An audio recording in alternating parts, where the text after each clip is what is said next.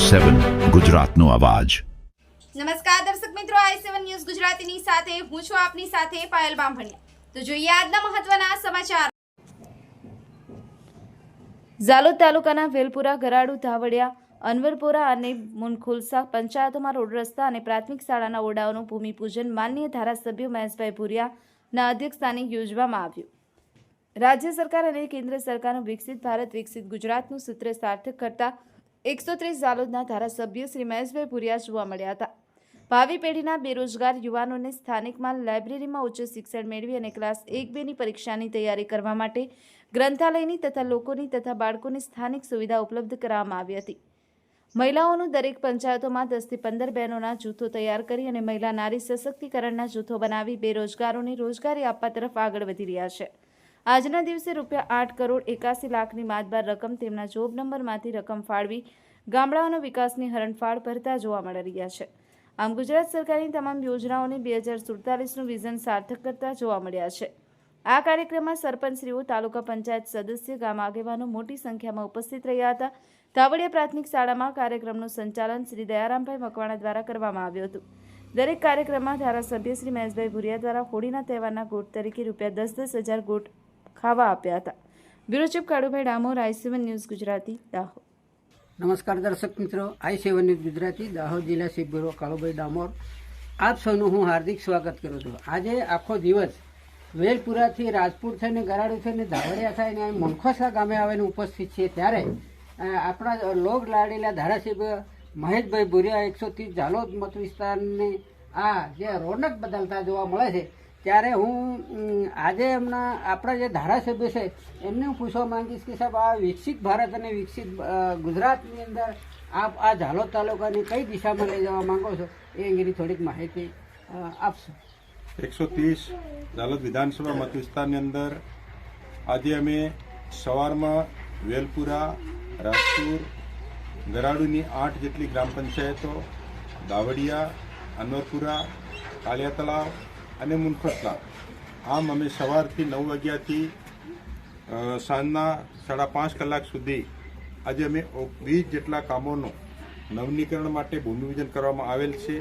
દેશના યશસ્વી અને લોકપ્રિય પ્રધાનમંત્રી નરેન્દ્ર મોદી સાહેબ, ગુજરાતના લોકપ્રિય મુખ્યમંત્રી ભૂપેન્દ્રભાઈ પટેલ સાહેબ અને આ વિસ્તારના ધારાસભ્ય તરીકે અમારા જિલ્લા સભ્યો, તાલુકા સભ્યો, સરપંચશ્રીઓ, અમારા વહીવટી અધિકારીશ્રીઓ, મોટી સંખ્યાની અંદર અમારા સમાજના ભાઈઓ બહેનો, વિદ્યાર્થી બંધુઓ સૌ સાથે મળી આ વિસ્તારની સુખાકારી માટે, આ વિસ્તારની ઉન્નતિ માટે, આ વિસ્તારની પ્રગતિ માટે દેશની સરકાર, રાજ્યની સરકાર, ડબલ એન્જિનવાળી સરકારે માતબર રકમ ₹8 કરોડ 81 લાખના ખર્ચે આજે અમે સવારથી સાંજ સુધીમાં વેલપુરાની અંદર અને રાજપુરની અંદર ત્યાં ડામર રસ્તાઓનું ભૂમિપૂજન કર્યું।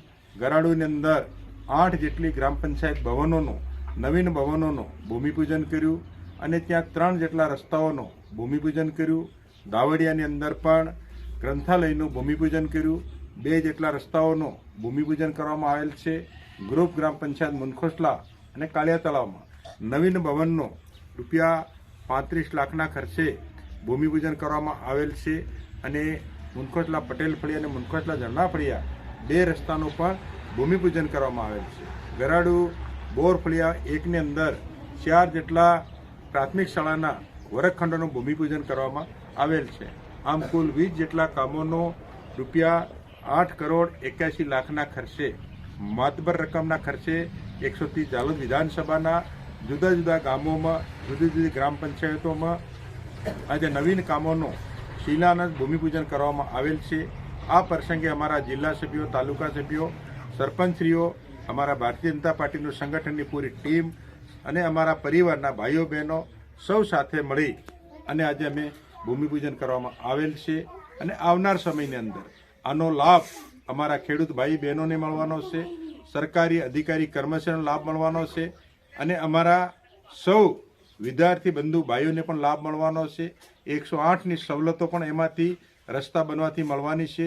સૌનો સાથ અને સૌનો વિકાસનો મંત્ર લઈને ચાલનારા આ દેશના પ્રધાનમંત્રી નરેન્દ્ર મોદી સાહેબ, ગુજરાતના લોકપ્રિય મુખ્યમંત્રી ભૂપેન્દ્રભાઈ પટેલ સાહેબ અને એમની પૂરી ટીમ સાથે અમારા જિલ્લા સભ્યો, તાલુકા સભ્યો વિકસિત ભારત, વિકસિત ગુજરાત, વિકસિત જિલ્લો, વિકસિત તાલુકો અને વિકસિત ગામડું બને એના માટે આ વિસ્તારના ધારાસભ્ય તરીકે રાત દિવસ અમે કામગીરી કરી ગયા છે.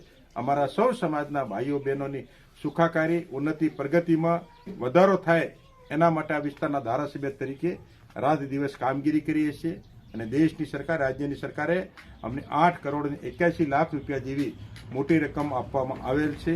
તો હું દેશના પ્રધાનમંત્રી નરેન્દ્ર મોદી સાહેબનો, દેશના ગૃહમંત્રી અમિતભાઈ શાહ સાહેબનો, ગુજરાતના લોકપ્રિય મુખ્યમંત્રી ભૂપેન્દ્રભાઈ પટેલ સાહેબનો ખૂબ ખૂબ આભાર માનું છું. અને આ વિસ્તારની જનતા હર્ષ અને ખુશીની લાગણી વ્યક્ત કરેલી છે. અને અમારી જનતા જનાર્દને દેશ અને રાજ્યની સરકારને ખૂબ ખૂબ શુભકામનાઓ પાઠવેલ છે. અને આ વિસ્તારના ધારાસભ્ય તરીકે હું પણ બંને સરકારનો ખૂબ ખૂબ આભાર માનું છું. અને આપ સૌ ઉપરથી સૌનો પણ આભાર માની વિરમું છું. ભારત માતા કી જય. જય જય ગરવી ગુજરાત.